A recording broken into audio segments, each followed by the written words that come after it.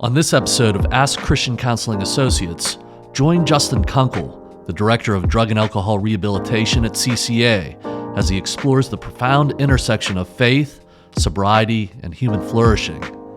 Delve into the transformative journey of addiction recovery, where Justin shares invaluable insights and experiences that shed light on the path to healing and thriving. Welcome back, everybody, to Ask Christian Counseling Associates, and welcome Justin Kunkle, my special guest for today. Justin is our director of the Drug and Alcohol Rehabilitation Program at CCA, which we call DACA, D-A-C-C-A, spells DACA.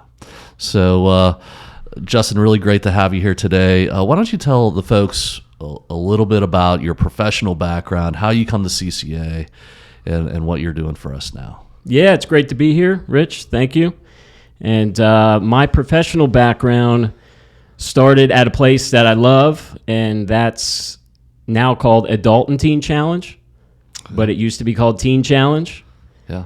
And it was started back in the 50s or 60s by David Wilkerson, if anybody's ever heard of him. The cross and the switchblade guy.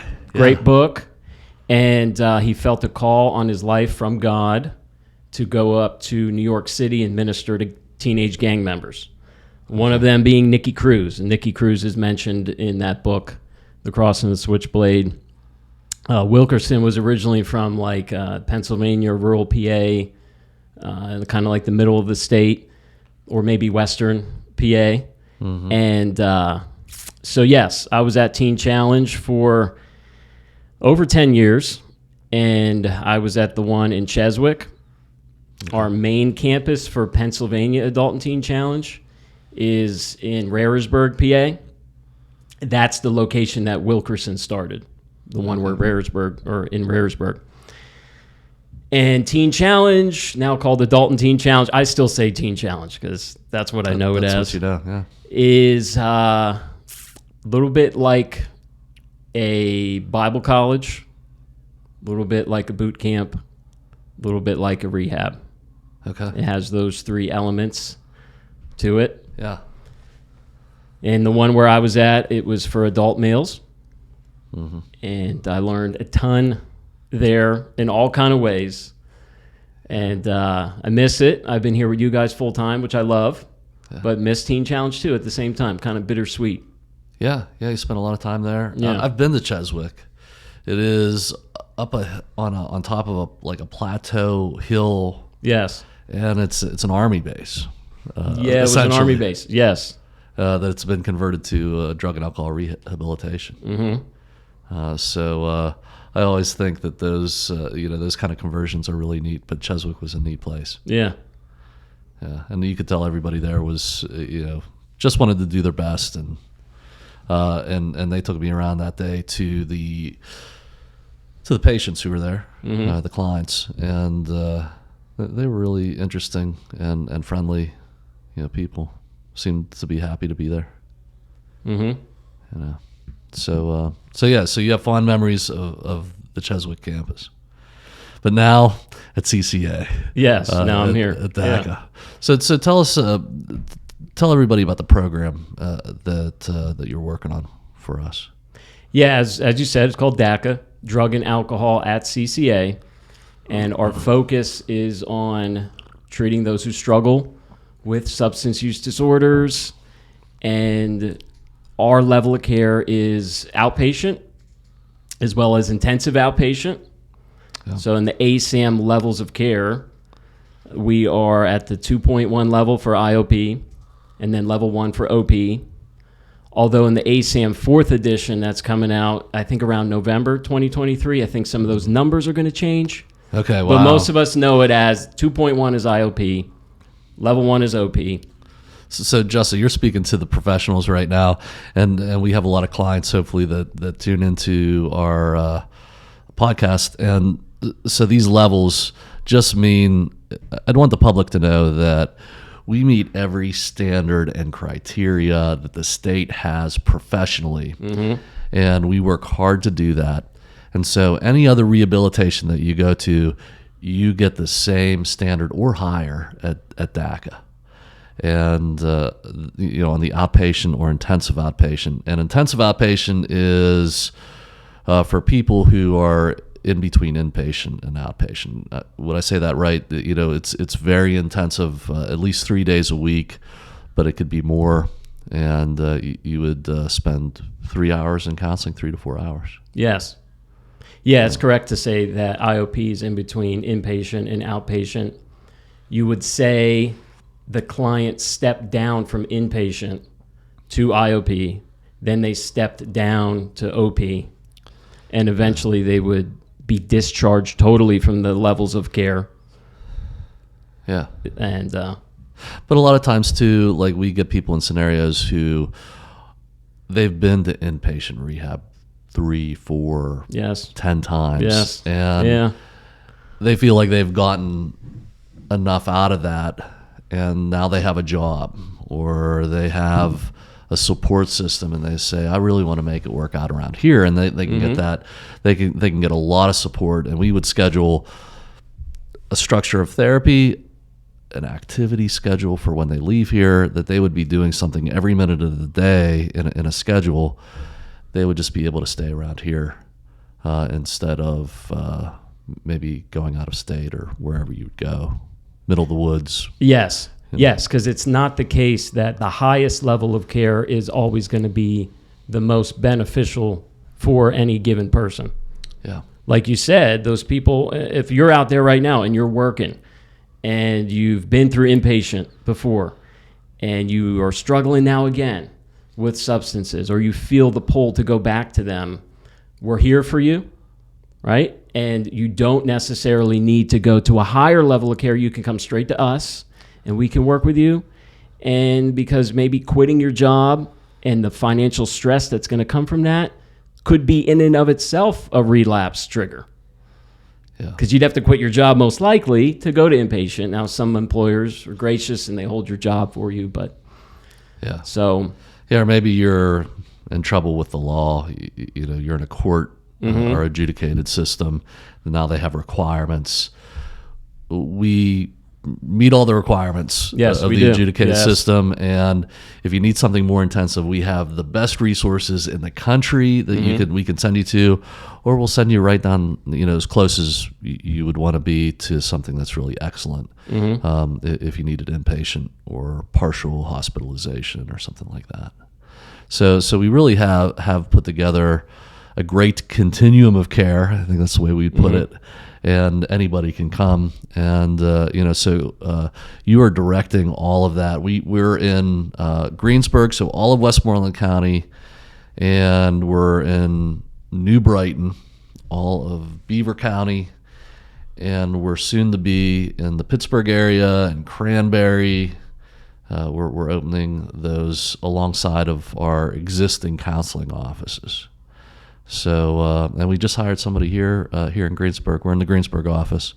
David Whipple is our full-time addiction specialist. Yes. They're real excited. You're getting them acclimated to all of our policies and procedures.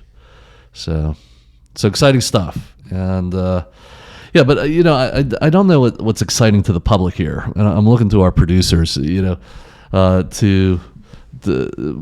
do people really want to hear about? Well, I think also is we should talk about we have the full continuum care, which would be, people that need to be in the intensive outpatient, but we also have our outpatient program, which is, close to what we do now in our general mental health counseling. Yeah, so there's a term, the co-occurring, and that is, when you go to some drug and alcohol rehabilitation places, they really haven't been trained to deal with the nuances of depression, of anxiety, marital issues. I mean, there's just a lot of stuff that can go on around the addiction and things that have formed.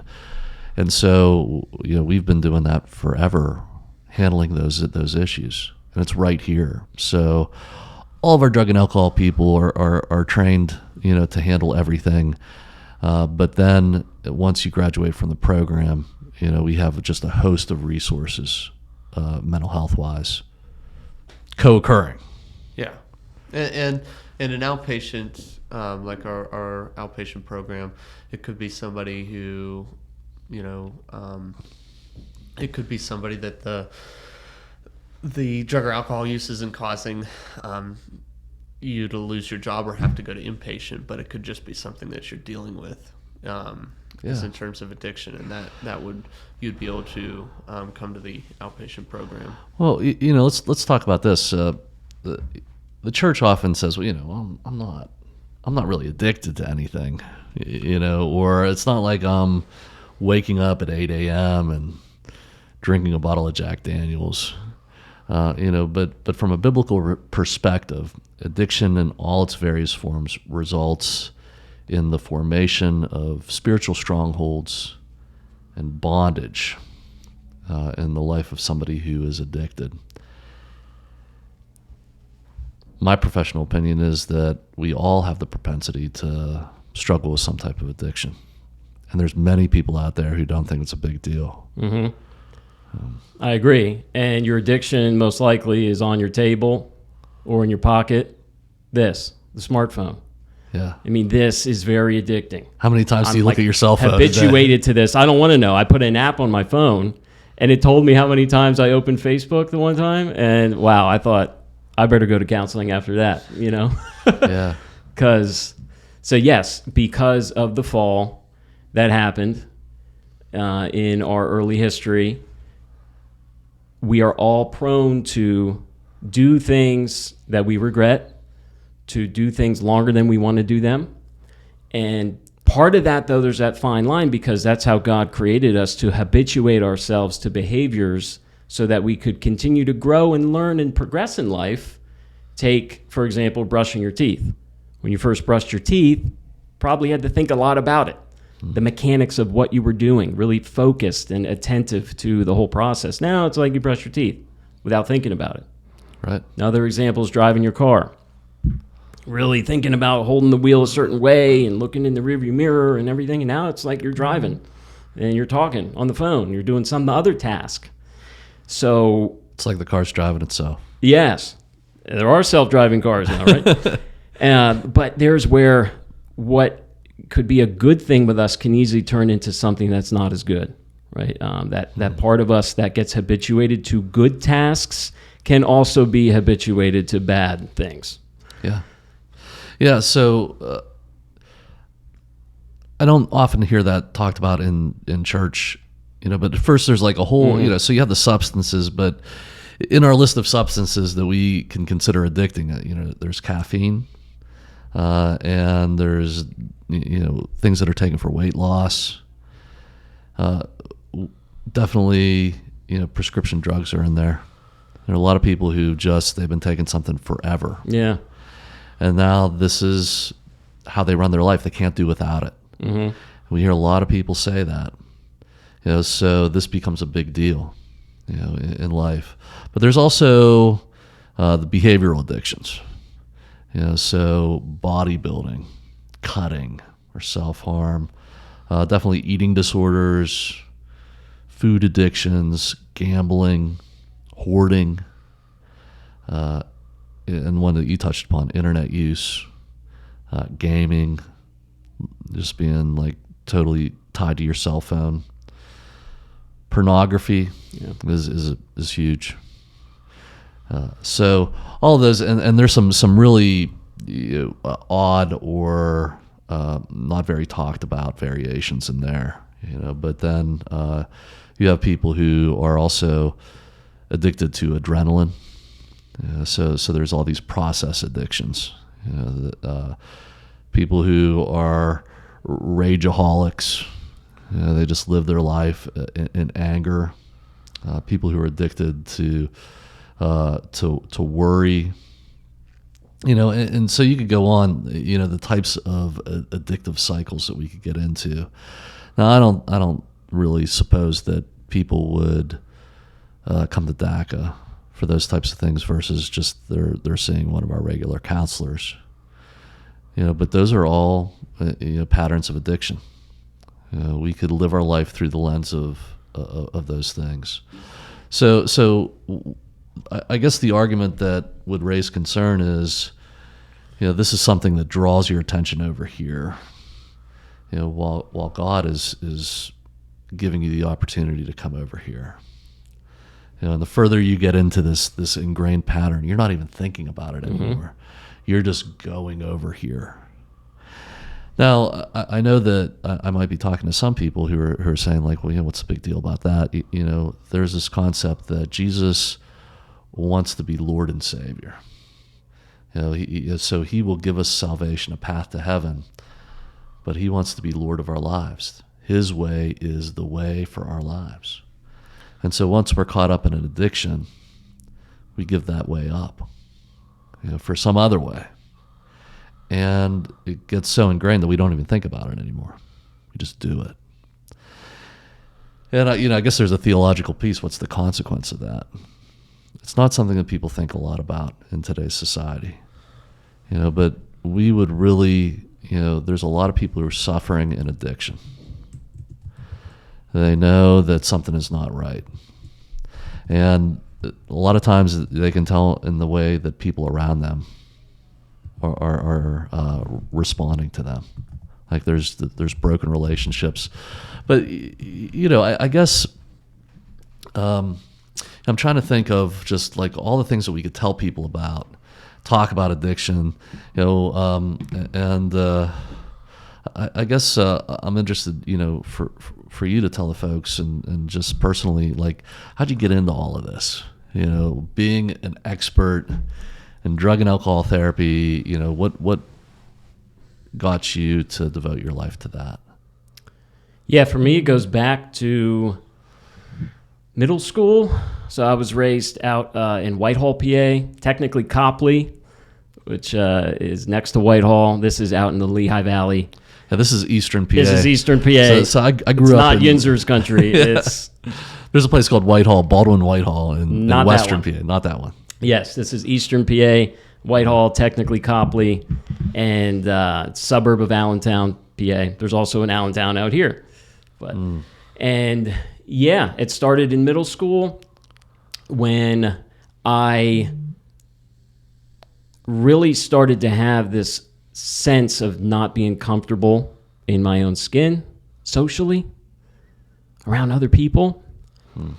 And looking back, I liked school early on, maybe early middle school. And I started to notice that certain kids that I wanted to hang around with, they didn't necessarily like school. They liked to do the stuff after school, before school. So I wanted to fit in with that crowd, and I had real connection with them, my friends that I made back in Copley. And we were close. We were like a little family to each other. And I still have nothing but love and respect to them, for them. But with our connection also came some substance use. So we started experiment with different things. On the way here, I was on Route 30 out here, and I was behind a Milwaukee's Best beer truck. We used to call that kind of beer Milwaukee's Beast. Yeah, the Beast. Yes. Yeah. And I was around 13 years old at this point, so moving on from middle school, 13, 14, something like that. I mean, I didn't write it down in my journal because it wasn't a glorious thing. But at that time, that was the first time that I drank alcohol in the woods with my friends, and it was Milwaukee's Beast. Yeah, you could get 2 cases of beer for $12. Right? Hey, and wow, as I talk about it, I can remember the feeling of being able to get outside of myself. I was comfortable in my own skin. I felt more confident, felt more energized. It gave me energy. It enlivened me, helped me to enjoy myself.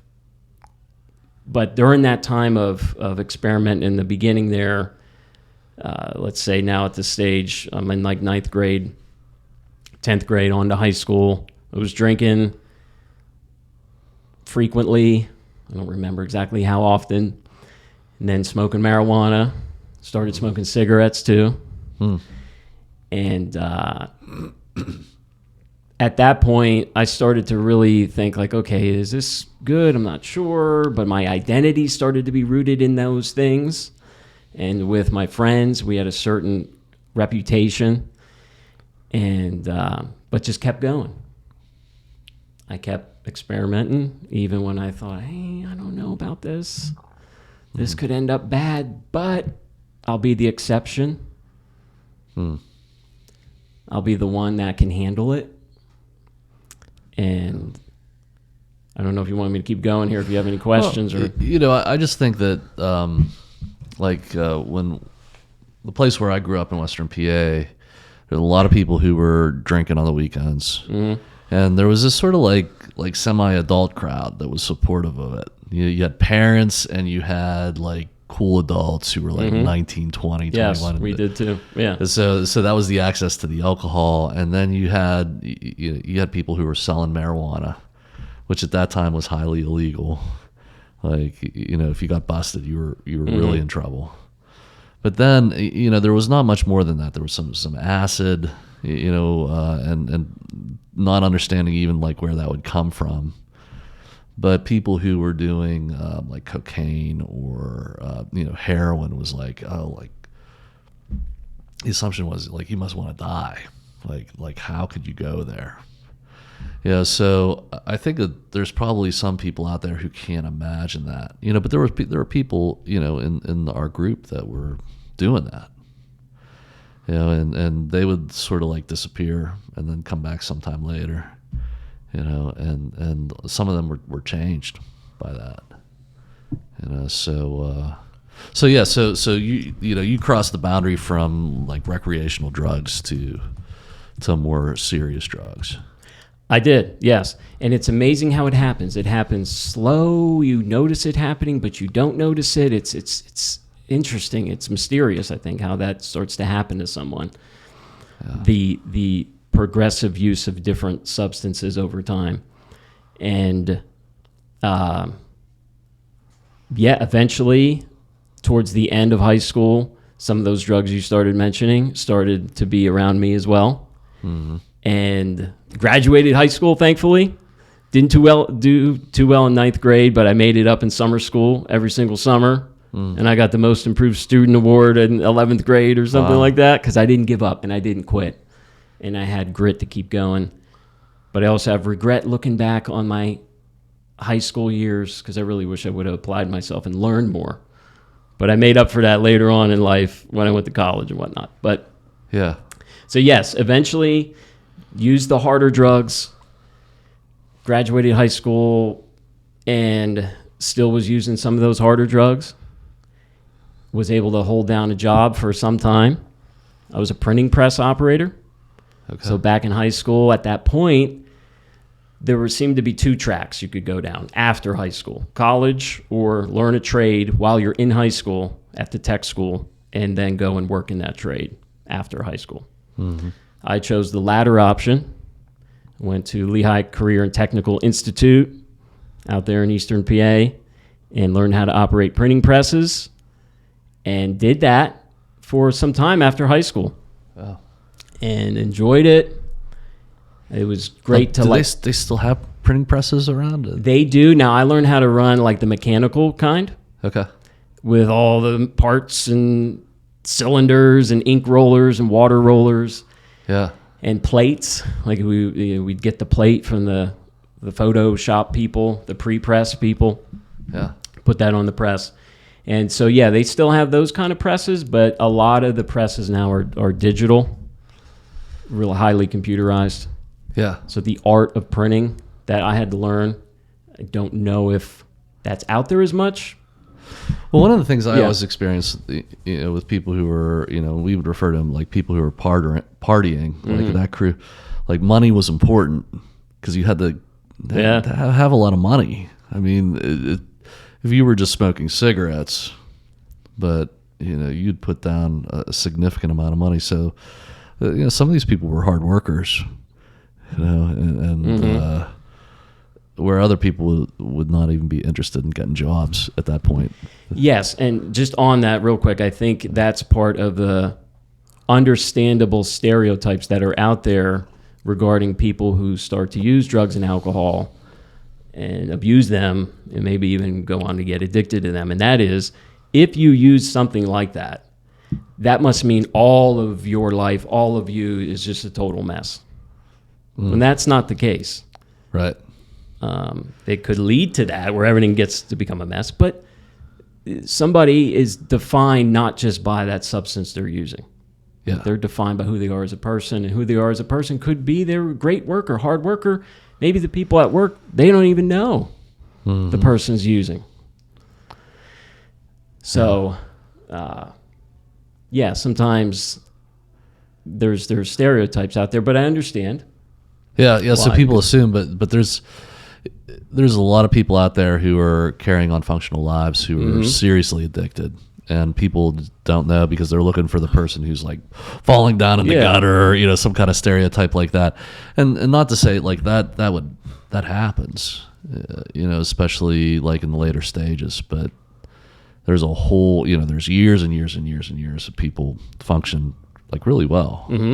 Yeah. And if I could I go back to part of my story? Yeah, please. I'm taking you away from No, that. you're good. So I'm running the printing presses. It was fun, but that fun that I was having with those drugs eventually got to the point where it wasn't fun anymore. And now, what do you mean? Like, it was not fun anymore? Like, how so? Yeah, maybe I should nuance that a little bit. I mean, the feeling of being on the chemical, that's fun. That feels good. Even though your high diminishes over time, right? Your body gets used to the substance, and the same amount of the substance doesn't give you that same feeling. That's why tolerance, right? Your tolerance goes up and you start to use more. Or you combine that substance with another substance to augment the first substance, enhance it, which I did all that. And I would say overall, it started not to be fun. My life. I didn't like that I was dependent on this substance. Yeah. And so I'm like, okay, I got to get help. And of course, my parents, thank God for them. They were like, you need to get some help. And I didn't always tell them thank God back then. I said other things to them. Like, you must not really care about me and love me because you want me to go and get help somewhere. Yeah. But it was a beautiful thing when I was able to tell them thank you for showing me the tough love, and that's what I experienced. So couldn't hold jobs anymore. My parents were like, hey, you need to get help. Part of me knew I needed help. Part of me didn't want the help. Yeah, and maybe an example like how do you like not hold a job? Because there's probably some people out there who like wouldn't recognize, like, I mean, obviously, but for you, how did it get to the point where you're like, man, I imagine there was firings or places where you would just quit. I quit before they fired me. Quit before you. Yeah, I knew it was coming. Never let yourself get fired. Yeah. So, I got to that point of hopelessness.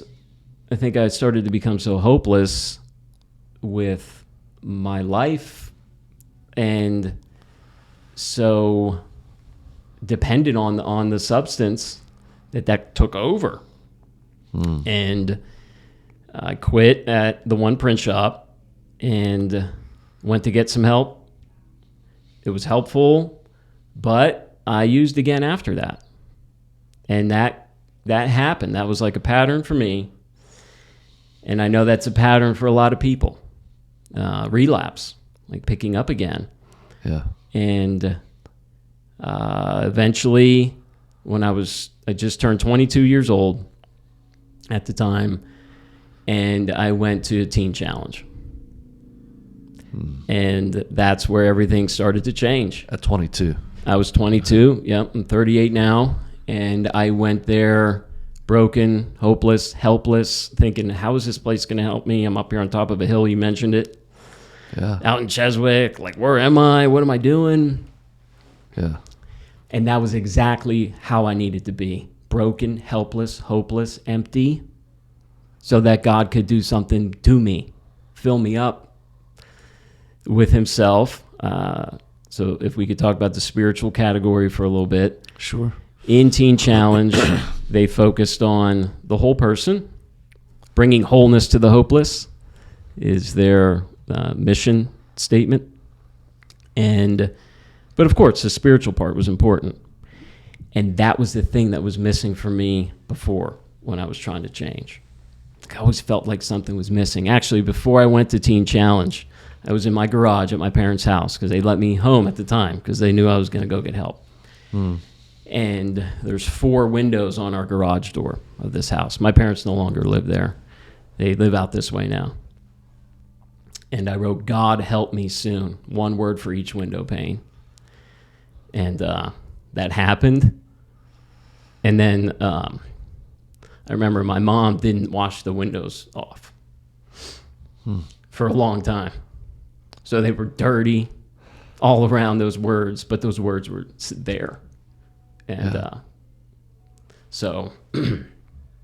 that was important that your mom didn't clean the windows. Yes. And she normally would want to clean the windows, you know? And that happened at Teen Challenge. So went to Teen Challenge thinking I wasn't good enough for God, right? Yeah. But I didn't know that was the right attitude to have, the right mindset to have to actually receive the gospel. Like, I was like, I'm a pretty bad person. Yeah. And so after about a month of being in the program, it was a year long. I was there for a whole year, inpatient, with stages of the program where you could take weekend passes and go home. I wasn't like locked in there a whole year. Mm-hmm. One of the counselors there was preaching through Romans in chapel, and he got to Romans chapter 4, verse 5. "Now to the man who does not work, but trusts God who justifies the wicked or the ungodly, his faith is counted to him as righteousness." And I was like, that's me. I'm wicked. I'm ungodly. My works are nothing. They're bad works. Yeah. And I can be made right with God through faith. That's given to me as a gift by his grace. Ephesians 2:8-9. By grace you've been saved through faith. And that's where things really started to change for me at that moment. I think that's when God regenerated me, when I became a Christian at that time. Yeah. And it sounds, in how you share this, that it was a very painful point that you come to say, you know, this gospel, Jesus is not going to save me. And that's what I always consider, is that there, for whatever reason, you know, people who've gotten caught up in addiction, you know, we get into this very painful place, but then here's this thing that allows us to avoid that. And there's actual studies out there. I don't know what you think of this, but you know, we have these tag groups where we just get people to open up about things. But there's been studies that say, like, when you're dealing with addiction, if you do that too quickly with people, it'll drive them back to want to use. And for somebody who is not used to dealing with pain, it can be very difficult, because you have something right there that could take that away, the substances, the you know, the addiction. And in this case, you know, and I hope I'm getting all of what you're saying, but that passage in Romans turns pain and despair into hope. Mm-hmm. Yeah. And it's strange to think that can happen, but that's what Jesus does. Mm-hmm. That is the lifting off of the burden. And it's not to say that the pain isn't still there. You know, for me, the turning point for the addict is learning to deal with the pain and facing it and knowing it's going to be okay. Yeah. So this was a powerful story for these 4 window panes and what you had written there, and that was allowed to stay there, and it worked out. Yes. And one thing that helped me, and I think this helps other people, and this is what we focus on in the DACA program here, is that pain and suffering from a biblical point of view does not necessarily mean something's wrong or that it needs to be taken away right away, but actually it could mean that something's right, and that it could be a sign that you're right with God, because you're feeling pain. I mean, that is a big reframe on pain and suffering. And that helped me because I started to study passages like that in the Bible. And I think that's crucial for those who are trying to stay clean and sober, is that pain and suffering, God brings that into our life for our good, causes us to grow. Yeah. And there's a way you could experience the pain and suffering of recovery, because that is what it is like. There's pain there. It doesn't have to be all at once, like you said. I like that you said that. Like, it could be slowly, could grow slowly, and that's what you do in counseling with your counselor or in your group, is the counselor is helping you slowly become exposed to that which you'd rather avoid. Yes, and I'm trying to find a passage because I don't want to misquote, but I just passed it up. But Jesus in the Beatitudes, so this is Matthew chapter 5. He says, "Blessed are the poor in spirit, for theirs is the kingdom of heaven.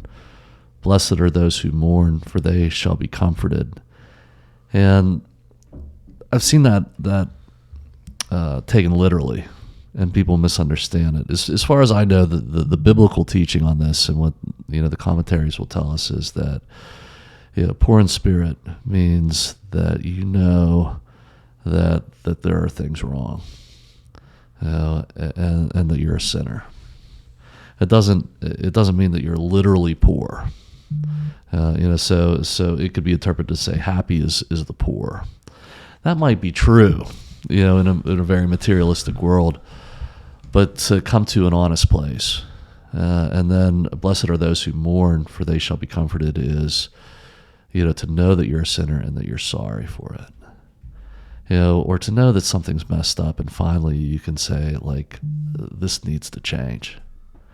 And in recovery, I hear people talk about a place, where you admit, that these things are broken, and that is a place of hope. Strangely, so I'd want people to know here, that. Like, first, like for you, and I often say, like, I grew up around drugs and alcohol. I really, like, those were my best friends, and that you're not going to get judged here, So people think, like, the church is judgmental; they're not going to understand. Now, there are people, in the church for sure, that for generations they have not really dealt with huge problems in their life. Like, everything worked out. And their families are so strong that they would not understand this. But that's not the counselors that we have here. Like you get into this because there's personal experience, and you can, like, we're good at really, seeing these things and understanding, and that's what you're going to get here. Like you've been through this personally. I could say, from our other counselors, like everybody here, like, we understand that these things are happening. And so, and then the other thing is that, there is people in the church, I think, that would just be like, wow, you're using drugs, for some part of your life. Like, you must be a real bad person. And I don't think that I think people are stuck in not really understanding the depths of what everybody goes through. And that we could still get caught up in all this kind of stuff. And maybe it's not addiction. Maybe it's something else that we get caught up in. And the church needs to understand that, to be effectively ministering to people. Because I've often thought, so you lead DACA, and you're a fully educated man, and an expert in all this, and I meet people who are in recovery all the time, that, like, they're the best people, like, that you want to get, and they're the leader of churches and things like that. I don't think the general public understands that that's what overcoming means. Like, you get over things, and I know that there's a recovery, a whole philosophy about that, but that's in your story, and for the people who come to treatment here at DACA or counseling or whatever they want to call it, that's the opportunity. So I appreciate you sharing these things. And so at 22, you sort of just never look back for the most part, or maybe for the most part, of course, right? Not perfect now. Yeah. I started to realize there's other issues that I was avoiding that started to come to the surface. And that's what happens when someone gets clean and sober. And that's what can make it so hard, because it doesn't feel good. But if you have a worldview like the biblical worldview that helps you at least say, okay, this is normal. Pain is going to be here, and God can actually use the pain, and it's okay not to feel okay. I remember that going through my mind back in Teen Challenge, something like that. It's okay not to feel okay. It doesn't always mean something's wrong. You could actually be doing something right. And yeah, so I went through the Teen Challenge program and graduated, and then I stayed on to do an internship, which was really great. That's when I really started to get this sense from God that I want to help people. That's where it really started, being an intern. And an intern at Teen Challenge, you really serve. I lived there. I had a room there. I got a stipend, but all the bills and money or food was paid for. So I didn't really need a lot back then. It was perfect timing for me. I didn't have a family then, Yeah, and at the time, there was one time where you'd work for Teen Challenge. As far as I remember the day I was there, they were going out on build-up projects, and they were getting paid for it, but that money would go. Tell you a lot of stories about the jobs. So yeah, I love that. I mean, yes, it was great. One of the jobs was working at Catholic cemeteries in Pittsburgh. Okay. And as an intern, this fits in perfectly. That was one of my main jobs. I was like the weed whacking crew supervisor.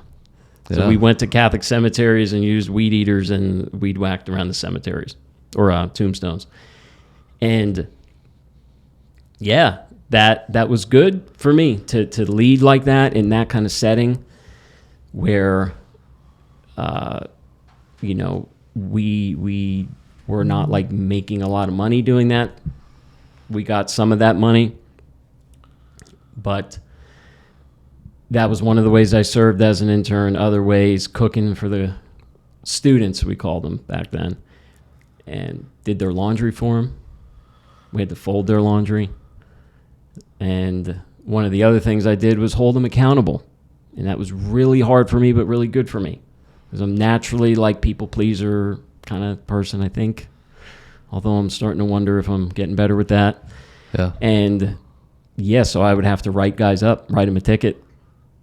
Hey, your room is dirty. Yeah. Yeah. So that could be tough because there could be a guy twice my age. But that is where I learned how important it is in how you talk to people as a leader. Yeah. And I learned that from leaders at Teen Challenge too. That is so important. Right? How I talk to that person who is as old as my dad and could be my dad. That's what really matters. Yeah. As far as if he's going to receive that correction from me or not. Yeah. So there's all these things that I think that people miss that, leaving that kind of life behind means that you have to relearn all these things, or definitely in the group of friends that I loved, and I wonder sometimes if they see this podcast what they would think, but it was all about getting over on people, how to get along in life without working, without caring about anybody else. And these weren't explicit rules, but if we really thought about it, the people who were taking on responsibility in their lives, they were fools. They were just, it wasn't like they were bad people. They just didn't understand life, and how it could be lived to its fullest. And, so as a group, we were out there to have fun, and that, in that way, people who wanted to curtail that in any way were bad people and didn't know what they were talking about. And so you'd lose the ability to take interest in people and what they were doing if it involved responsibility, and you like playing games and things that made you feel good, but everything else, so when I draw these parallels, like, because people, you might say like, wow, these addicts have it tough. We often see people now in society that don't have interest in anybody. Right. And I can spot that because, I became very acquainted with that kind of mindset and how destructive it was. But you have very successful people, who are not using drugs, Mm-hmm. but they have no connection to anybody outside of maybe a few people. Yeah. And caring for causes that are bigger, that involve collaborating with other people. Anything past like what I can get for myself. We come to a very isolated, place in society where we're very self-serving. And again, I don't know how to describe it, but to me, the drugs like would deliver that to people, but it's not the only way to get there. It's very prevalent, and so you had to start to care about people. Yeah. And you had to start to try to correct things that were going wrong, and take on responsibility where people maybe didn't like you too much, and you had to be real careful how you talk to them. Mm-hmm.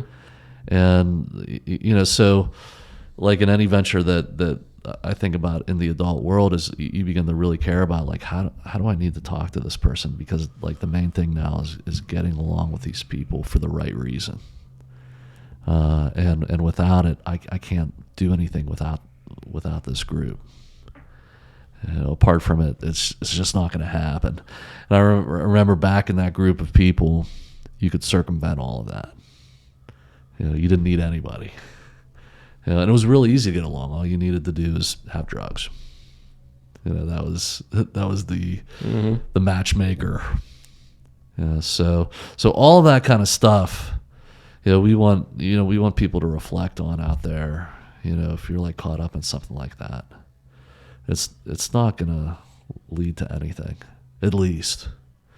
And now, like, we're talking to kids in 7th and 8th grade who are have access to opiates and all kinds of stuff, where they can just like die in one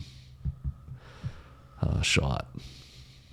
So definitely for family members who are struggling with somebody who's addicted, you don't want to let that go on. Yes.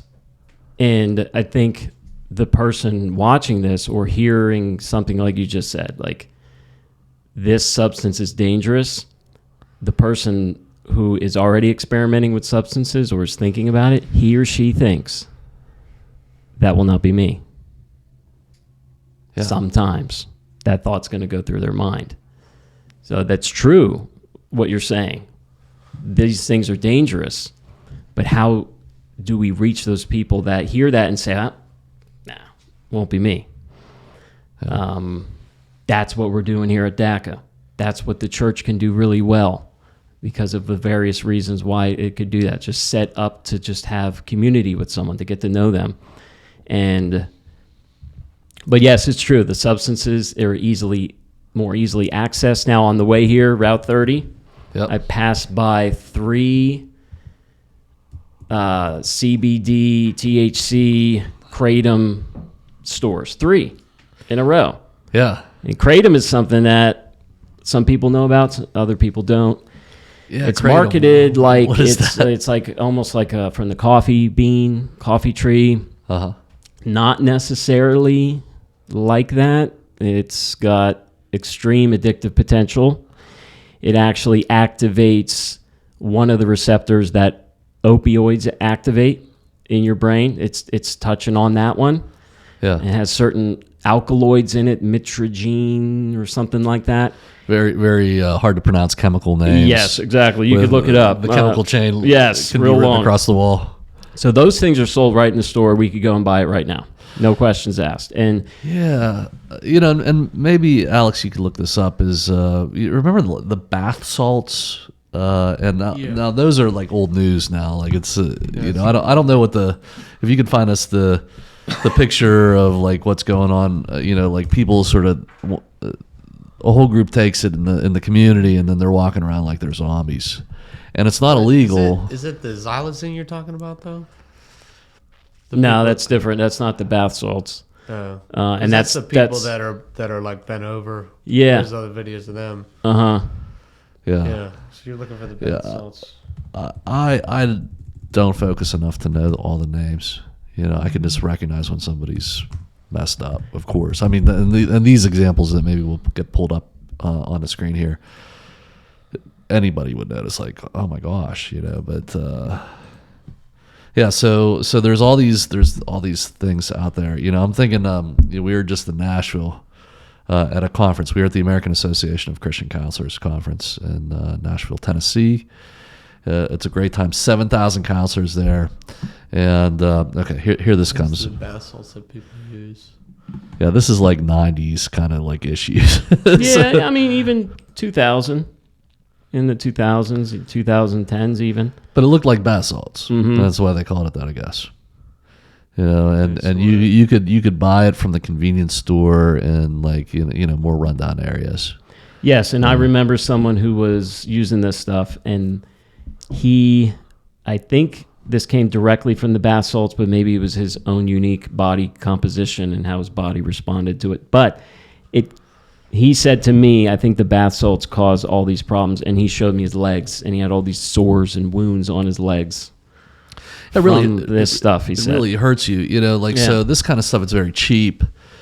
And we've been in Africa. We go to Liberia, and there's a big drug problem there.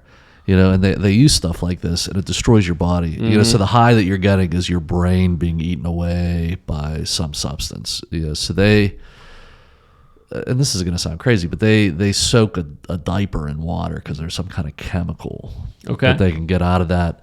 They will go to the cemeteries and smoke the bones that they unearth because it has embalming fluid in it, and they'll scrape the inside of an exhaust pipe because there's some kind of chemical in there. They'll smoke that in crystals, and you get some sky high, but it's just very efficiently destroying their brains. So like around here, you'd have people who are huffing, and so I had a friend in high school. He died. He was huffing TV tuner. And the high that you get, the chemical binds itself to what's carrying oxygen through your brain, and it makes it impossible for that oxygen to reach the blood, and that is what and it would cause hallucinations and a high. But the high was you dying, basically your brain dying. Yeah. So these kinds of things are very rough on the body, and then you see these things out on the street. Maybe, and this is a very serious topic. You guys look very serious over here. We're talking about people dying, So it is serious. Yeah, I don't know how far we want to get into this, but these are the kinds of things that with DACA we'll be thinking about all day and dealing with. Yeah. Yes, and I want to say something too. Does your philosophy of life, your framework, the way you think about the world, allow you to hear the stories you just mentioned about the Liberians who are doing all that stuff with the diapers and the exhaust? Yeah. Are you able to hear that? Do you have a vision of life, a framework for life that you can hear that and not totally be disgusted and repulsed by that and just think, oh, wow, that's just totally horrible, and just want to run away from someone like that? Yeah. But so does your worldview allow you to kind of sit there and be like, okay, this is not normal, but I can make sense of this because of some part of their worldview? And then do you also have not just that, like the realistic confrontation with the things that we can do as humans, the depths that we can go to, but do you have the flip side of the coin that gives you some hope that someone like that can change? And that's the biblical worldview. It's realistic and hopeful. Yeah. Well, like when I think of my friends and back from the old neighborhood, and I don't know if there's any frame of reference, but the kids who were caught up in this, I loved them. Like they were the fun people to be around. They were kind to me, and I trusted them, even though in that crew, trust could be flown out the window in a second, and but I'm going to lose my track of thought what I was going to say there. But the to me, the counselors here and what you have is like we seek a lifetime of understanding that and getting into these things. Like I'm not disgusted by it. Yeah. I really see the human part of this. That still to this day, I imagine a place that's outside of time where those people, like I could go back there and be with them, and we could help each other. And of course that's impossible, but I just love those people, and I hate to see. So I'm sort of moving around here, but we're in Nashville, and one of the people were joking with me. They took a picture of me because I was standing right in front of. Did you see this? I heard about it. Oh my gosh! For a couple seconds, I wasn't too happy, but I met Judy's husband. He was really great. We shot pool, and he won one game. I won one game. Because I'm a really win-win. I'm a really good pool shooter, and I'd like to say, is his name Brian? I don't know. Brian, if you're listening, the third game I definitely would have won. But he took a picture, and I they were laughing about it, and there was a dispensary behind me, like it was like it looked like a video game, but it's like the place where you could order all kinds of edible and smokable marijuana, and. I'm starting to realize that, this is so accessible. So the part to me, when I was in high school, I really believed that these people that I was hanging out with, that those were the special people. Like that, this was really, And then I got to college, and I went to the University of Pittsburgh, and everybody there was on drugs. I mean, to a fault. Like, I'd like to say faculty and students, And that's where I began to say, wait a second, this is not, there's nothing special about this. And now, even the illegal part is taken off. You can go anywhere down the street and get this and get wrapped up in it. And what we're starting to realize, is because, again, we're not repulsed by that. I'm not saying, you bad person. I'm just, to me, my heart breaks for what people get caught up in, and I try to go to the worst place in that. And right now, that people getting hooked on that at a young age is how people get taken out of their homes, and in the things like sex trafficking, that's happening all over the place. And it could start in that bar that we're in, and really right now in my mind, there's no way to stop it, except that you would reach out for something in your life where you would connect to something more powerful, and that is Jesus Christ. Christian Counseling Associates is ready to serve you, providing a wide range of counseling services. Christian counseling is accessible to everyone. We serve both Christians who want their faith integrated into the counseling process, or those holding any beliefs or attitudes toward spirituality. With many years of counseling experience, our counselors are professional, licensed, highly trained, and rooted in their commitment to their church and communities. CCA is able to provide a full range of clinical counseling services. For more information, visit our website at www.ccawpa.com. And life in the church, and to really open your heart to that. And, we want to help people do that. And again, I know that sounds very again, people back in the old neighborhood would be like, Rich, what are you even saying? Yeah, Justin, what did you think about that Dr. Harold Koenig guy in his presentation? Dr. Harold Koenig, you remember him? Yes, I do. I was paying attention. Don't worry at that time. I wasn't on my This phone is a quiz. for long. Yeah, he was the stats guy, right? Yeah. And he was talking about how Well, he talked about health in general and moral injury, but they broke down the science kind of on. He was big on moral injury, but he writes a book now. It's going to be in its 3rd edition, and we have the 2 editions. I think one's here and one's at home. Religion and Health. Yeah. And that thing is like an encyclopedia, if you've ever seen them. Has every single study about how religion ties into health. And this guy is from Duke? And the other guy was from Harvard. They're the top researchers in the country. And so he was quoting, he was interested in moral injury this time, but he'll come by. So Alex, what was your question? I was just asking what you thought about it, because we're talking about, you're saying like we're talking about something that is like maybe not generally accepted, but Harold Koenig in that presentation talks about how like making yourself a part of religious practice and like being involved in that type of community where you can take those like repetitions and those like exercises in something that's spiritual, improves your ability to flourish as a human. I wish I could find that diagram. Human flourishing. Yeah. We're gonna break that down in future articles and podcasts. Yeah, but there's the guy. Harold Koenig, Center for Spirituality, Theology, and Health. Real smart guy. Because most people fall asleep during research, but yeah, Justin, I was just did anything stand out to you about that research? Yeah, I think it's confirms what the Bible is already saying in a way. Now, of course, the Bible is not a textbook about everything. It doesn't teach you how to change the oil in your car. Yeah. But it is a filter for everything. So it doesn't contain all knowledge, but it's the filter for all knowledge.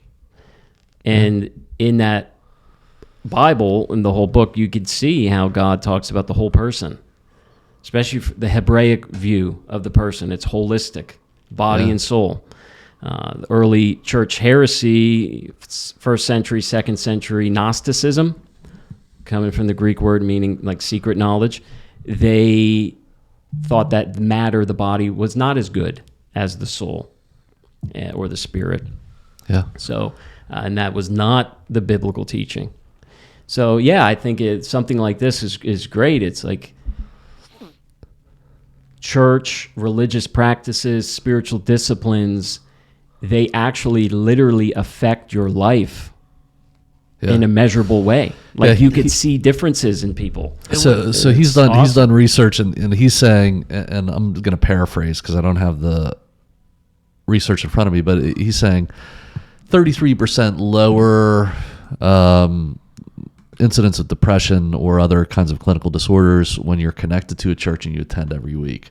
Now, these are correlational things, so there's a whole bunch of things that go on around that. But if you are the kind of person who has reordered their life to do that, these are, and when you say 33%, there's no drug out there, psychiatric med, that can get you to that place.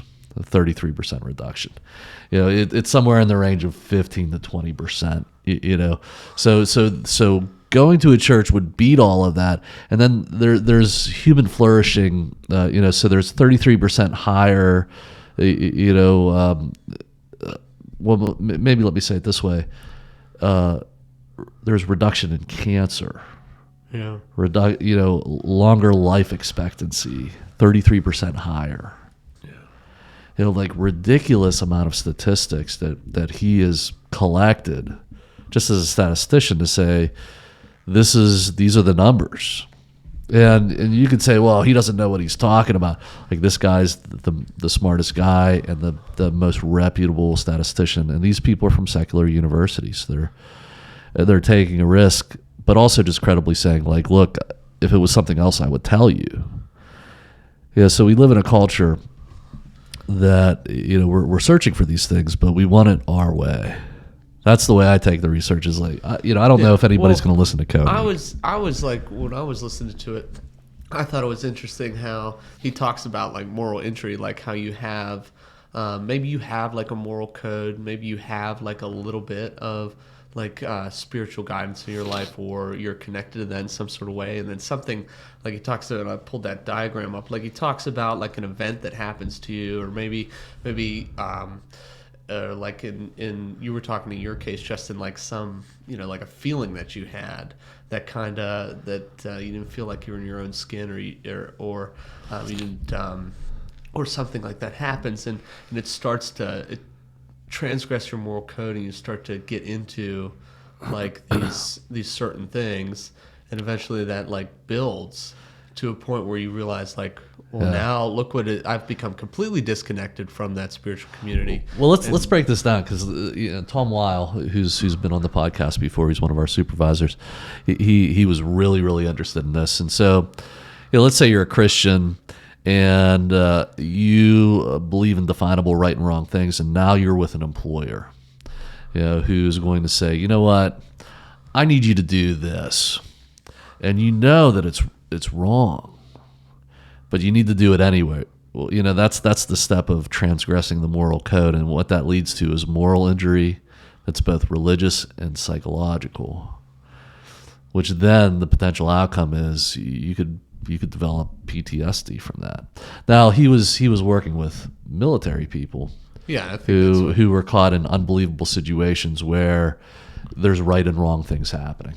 Yeah. And you can't get out of it. Both are occurring, and they remember those things. But Tom was talking about this research leading to, you have you're in an insurance situation, and you're taking the court, and the insurance people, you're right, but the insurance company is saying just settle because it's cheaper, and you're like, I didn't do anything wrong. But you're going to give money away because the insurance company, that's the directive, or they're going to drop you from the insurance.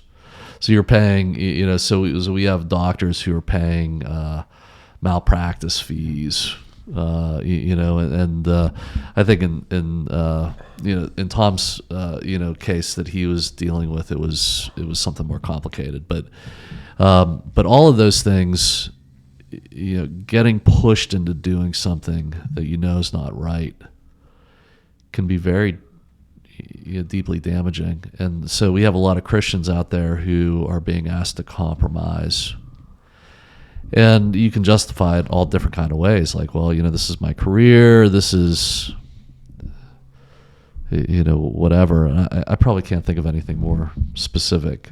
But he was beginning to draw up. But he was talking about how like that happens, or you have that event, and it starts to like wear away at like your connection to like the community, the spiritual community, and like that eventually it like builds up to a point that it's like, you realize that your life has been completely turned around.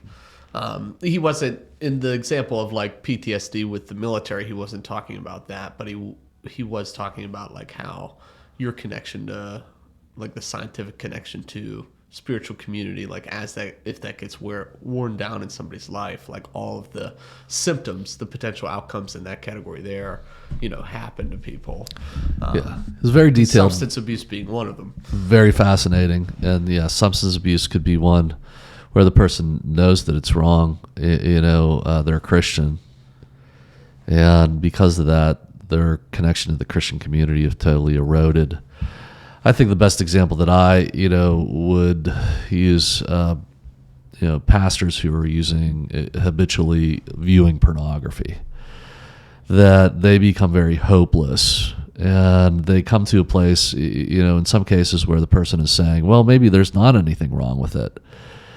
And they start to abandon foundational truths in their life. And now they see this distance between people who really believe that way, who they were once a part of, that they cannot be a part of anymore, because in order to keep on doing what they're doing, they need to push that to the side and ignore it. And so this very complex thing happens where you're just you're shocking yourself, you're being disconnected from things. And it's like somebody with PTSD or a lot of times depression, pastors who just want to quit. They feel so hopeless. They feel like they're not doing anything anymore. Their prayers don't matter. That nothing they have to offer a parishioner is real. and it stems from some type of something that they're involved in like that, where they've transgressed their own moral code multiple times, and they've psychologically been injured by that, and they're not even thinking about it anymore. But they're somebody who's very depressed, somebody who is maybe now moved on to substance abuse, and that's just one example. But yeah, this is backed up by all kinds of research. Yeah, and that's why I brought this up, because we were talking about kind of like our process at CCA and kind of the growth model that we see, and he really, this Dr. Koenig from Duke really has the scientific research to make it. Yeah. Incredible. So what I love to talk about, Justin, is our treatment model. That we want to. The mainstream of counseling now, and I've said this on plenty of podcasts, they're into a lot of times pulled into what is easy, what is convenient. So we have a lot of counselors out there, and I don't think I'm allowed to say this anymore, but you have online only operations. We were running into that, in certain professional circles. Counselors out there, I know what I'm saying is unpopular. I love you. Don't judge me. It's this online movement was there for an adjunct. It was when the client can't make it in, they had a flat tire, or it snowed that day, and the client really needs to make a connection with you, or they're out in Timbuktu, and you know what, they really need to connect with somebody now, and we can provide that online. It was never meant to replace being face to face. And it's just that we use the analogy, like, could you imagine me saying, let's get you married, and it's just going to be totally virtual. It's online. Or let's raise your children, but you'll never see them in person. We'll just do it online. You would tell me, Rich, you're crazy. That cannot work. Well, the main component in counseling is the connection that you have relationally. And that's how everything is going to work through. So there's big, and we have a 4-state operation here. I've hired counselors here. I do the second interview. Somebody meets with them in person, and then I'll do the second interview. And there's times where I won't meet with them for the first year. I'll just remember them from the interview, and then we'll be in an in-person meeting, and I'll be like, wow, this person is completely different than what I thought. They're just different, and it's a great different, but it's also disturbing to me that I missed out on so much. So, so we have we see these kind of things happening in the counseling community, and that would only be one instance, but we want people to go from individual counseling to at least having a check-in with the family. So we get people, and we do these assessments that really start to measure how well you're doing, because we want you to know that you're making improvement or not. You get to a place where you say, I'm doing better, and then it's time to either say, well, let's consider what's going on in your family. And a lot of times people will be like, well, I have some marriage problems I need to take care of. Or at least we bring some family member in, usually a spouse. Or in case of, like, you have a teenager, a parent, and say, is this true that they're doing well? And we want that person in the family to say, oh, yes, it's good. Here it is right here. This is, we go out and here at a professional conference, we put this up for all the counselors to look at. So once the family signs off on it and say, yes, they're making improvement, then it's time to connect into a group. And at that point, we take the person out of something that could be very damaging. A lot of times clients want to see, just naturally, the counselor becomes a very important person. I want to see you for the rest of my life. You are the important person. And really, thank you for saying that. We love when people say that. And as a counselor, I could be vulnerable to that. Maybe I really want to hear that and just keep this going forever. To be honest with the public, I would say that's great for me financially. It's great for me in my schedule. It's great for me because it's easy. Just come back week after week, and you'll continue to be on my schedule. But there's more for you, really, if I'd admit to it. It's not all just about meeting with your counselor, and there's places in the world now where that's it. You get a counselor for life, or you go from one counselor to another. That is not human flourishing.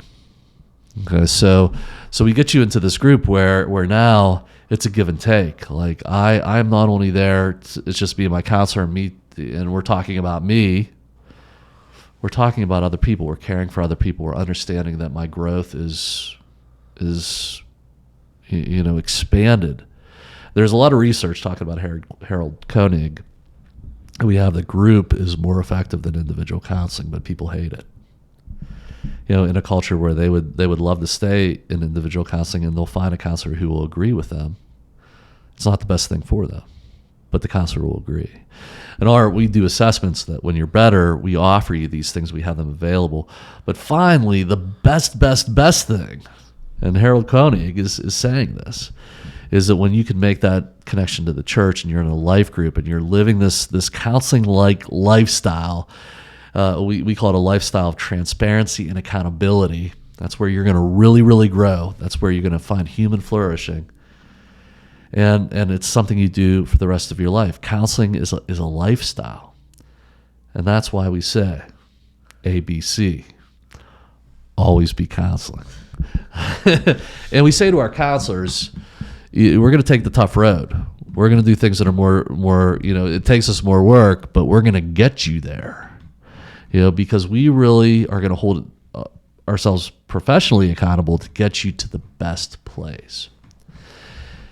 And when people find, like, you mean that's the church? Well, that's what the guys from Harvard and Yale are saying, and Duke, is that will be so statistically far better for you when we get that set up.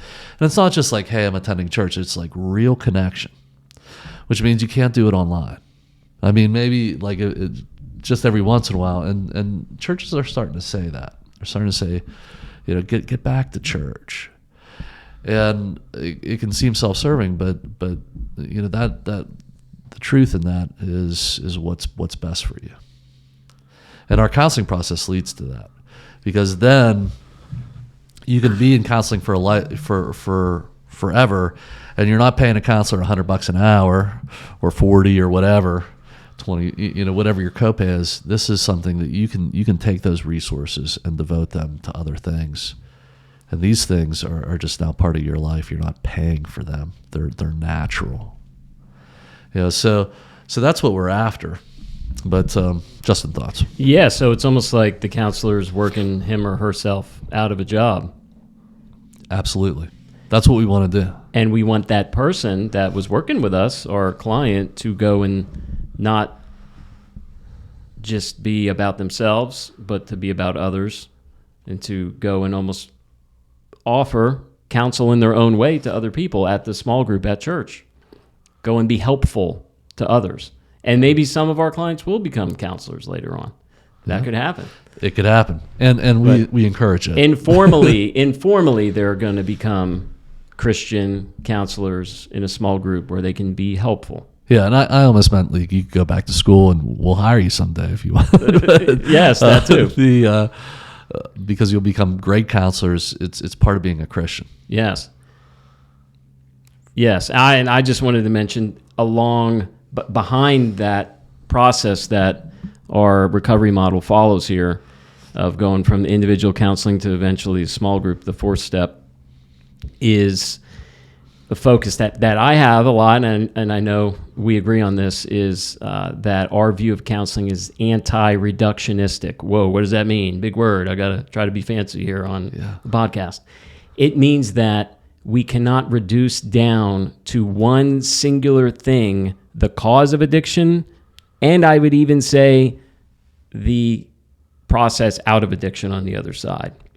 Both the cause and the other side of it, the new life you can live on the other side, are complex. There's a lot of things happening biologically, psychologically, socially, spiritually, emotionally, and all of those things come together uniquely for each individual person. And we have an eye for that, an ear for that, a heart for that here in the DACA program. We're watching for all that. Yeah. And part of the art and science of being a counselor is being able to say, okay, well, what part of that person do we need to first focus on? Triage the person, so to speak. It could be the case that for some of our people, that come for help, that we do need to focus on the biological or the physiological first. And they have to get that stabilized. And they may even need to go to a detox. Mm-hmm. And we would not be safe for them at that moment, but later on, after the detox. Right, and we're going to assess that, and we will get you to a detox. Yeah. We don't have that here, but we have all those connections, Mm-hmm. and we can recognize it. Yes, and another thing that I wanted to mention was recovery is not the goal. Yeah. Whoa. I don't mean, yes, keep drinking and using drugs. No, not that. But we can't reduce it down to that. Can't reduce it down to that. It's a means to a greater goal. It gets things out of the way that were in the way before, to some greater joy, peace, satisfaction, what God made you for. Recovery gets you to that. Yeah. So when I make recovery my main goal, I'm actually missing out on human flourishing, missing out on what Koenig said. I'm only living today to not pick up. No, I'm living today for something bigger, more transcendent than that. I'd like to say, I was watching this documentary last night about Eric Clapton. I don't know if Eric Clapton, what his background is really. I just can't. I mean, I know a lot of his songs, but he came to this place where he lost a son, and he wrote that song. Very sad, if you remember that song. Yeah, and he was saying, how do I stay sober through all of this? And maybe it was the documentary that portrayed it this way. I'm not sure, but it just seemed like that was the end goal, was being sober. And like what you're talking about is you can't reduce it down to that. That's not an end goal. There's more. Mm-hmm. And of course, it's important to not be addicted, actively. But there's going to be more to life, and to discover that, and that's where we want to lead people here. I would say I'm confident that in Christian counseling in DACA, there's a lot more that you can discover about human flourishing in a life of Jesus Christ, and in the church. And it's not like a judgmental place. You won't find that here. But I mean, it's the end goal is just not getting sober. And so it would be very sad if it just stopped there. Yes, and it would be too hard. It would be too meaningless or something. There's got to be more than that. There's got to be more than just not having a substance in my body. Right? The lack of the substance gives me something, like you mentioned, that I can't have if the substance is in me. Yeah. And that's the blessing in disguise of having struggled with chemicals. And I think anybody out there who's struggling with chemicals, yes, not good. I wouldn't wish it on anybody. But if you can get to the other side by God's grace, you could see that those chemicals gave you something temporarily, and you confronted those things, experienced those things, but really they were just little foretastes of something so much better that God can give you through suffering, through confronting the stuff you don't want to confront. And that's well said. And I think about, we're called Ask Christian Counseling Associates, this podcast. Do people have questions, about addiction now? Like, is it just something that's accepted that this is as good as it gets? I wonder about that. I hope that, we could take some of this podcast to generate some questions on social media about, or find out what people are struggling with. Ask questions. But to me, and I'm looking at the Beatitudes here because we were reading this earlier, and the one that astounds me, I've thought a lot about there in my life, is when Jesus says, "Blessed are the gentle," or "Blessed are the meek, for they shall inherit the earth." And I've often pondered what that means, but to me, and I hope I'm not on theologically shaky ground, but all these things that, for somebody who's addicted out there, may have started out in a great time, and you feel like a king or a queen, that you had it all, and that erodes. And now we're asking you to come this way and do all that you would need to do, to get yourself into this. But to me, along the way, like what you have to do is you have to care about all that stuff that you described earlier on, and you have to open yourself up to that again. And it takes being careful. It really takes caring about other people as much as yourself, and ultimately caring about what God wants. And in that, you become a gentleman or a woman. This place, like, you open your heart to the finer things, and you find human flourishing. You find out what life is really all about, and you escape destruction. So in the end, I've always taken this verse is that, in a broken world where so many things are being destroyed, you'll be the people left standing, and that there's an opportunity for every addict to come this way and to find that, and all the rest of the public who finds themselves in destructive things in other ways. So to me, I don't judge people who've gotten caught up in an addiction. It's just one more thing that you can get caught up in. There's nothing special. Yes. I mean, there's things that are special about it, but it doesn't make you any worse or better, than anything else that brings people here in a destructive way. Yes, because if it wasn't for God's grace, we would all be worse than we are. Right? God's restraining grace prevents us from being as wicked as we possibly could be. Thank the Lord, right? Amen. So, and those persons who are blessed, right, to not have struggled with drugs and alcohol, we don't judge you either. There's a strange thing that can happen, right, where you go through something and you judge the person who doesn't go through it. We're not judging you either. And that could be the family member who I'd like to mention something about the family after I make this point. But those people who do not get caught up in really life-dominating struggles like addiction, they've experienced God's preserving grace. God's grace has preserved them. And those who have been through addiction, they're coming out on the other side, they experience God's rescuing grace. And it's the same grace for both people, just shown in different ways. Yeah. And well, let me we're going to be running to the end of our time. You wanted to mention about family. Let me give you some final words. Yes. Anything that we didn't get into, we have a little bit of time. Okay. Yeah, Now, final thoughts. Yeah. final thoughts. I'm just thinking, if I'm a family member and I'm hearing even something like I said prior about how we shouldn't be repulsed by someone doing those things they were doing in Liberia to get high. Mm-hmm.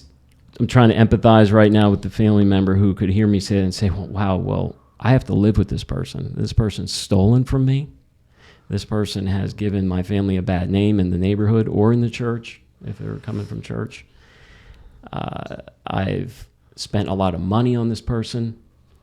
And understandably, the family member could be angry, resentful, bitter, upset. And that's understandable, because I did certain things and other people have did certain things that were wrong. And someone should not say, oh, that's cool. Don't be repulsed by that. Just say it's okay. But that's not what we're saying. It's not okay. But for the family member, there's hope for them too. There's hope for you too, even. That you can get some help even from here or anywhere in the church, a different counseling place. Yeah. To get some help. And I just wanted to That needs to happen too. Yeah. There's plenty of people who are around the person who's struggling in addiction who have taken on brokenness in their life, and really need to take that seriously. And going back to Koenig, there's been moral injury. There's stuff that you've been pulled into, and now that has to heal too, and that's available. We'll make sure of it if you come our way, and the church, has these things for you. So, and Justin, all about this stuff, so part of this is expert planning. For everybody who comes in here in a whirlwind, we're going to be able to really walk alongside you and come up with a plan that we'll collaborate with you on, and we'll get that started as soon as you're ready. It's just one phone call away, one email, one text. It's easy. The decision is not so easy, but then connecting with us is easy. Yeah. And so really glad that you've joined CCA and you're taking this on, Justin and his team of addiction specialists are here to help you in excellent ways, not only for the person who's addicted, but for all the people around the family. So Justin, welcome to CCA. Welcome to the podcast. Yes. I'd like to have you back. Good. And could you say a prayer for all those out there who are listening to this topic, and we'll end that way. Sure. I'll pray my own prayer, and then I'll close with the Serenity Prayer, which is a classic prayer that we use. Very good. Lord, thank you for the gift of technology, where we can connect with others who are not physically near us. But Lord, I pray that our message today would connect deeply to the hearts of those who heard us, and let them know that there's hope, there's a way forward, even if they feel like there isn't, both for the ones who are experimenting, using substances, and for the family members. Lord, we also pray for everybody at CCA, Lord, that you would continue to empower us to do what you would have us do. And we want to serve you and serve the community in a way that glorifies you and in a way that's good for those around us. And we confess the times we haven't done that well, Lord, and we ask for your forgiveness, and we want to be better today. And how do we become better today? Well, through prayer. One of the prayers that we could pray is the Serenity Prayer. And I'll say the we version, second person version of it. God, grant us the serenity to accept the things we cannot change, the courage to change the things we can, and the wisdom to know the difference. In Jesus' name, amen. Amen. Thanks, Justin. Great to have you today. And folks, thanks for watching. We'll see you next time.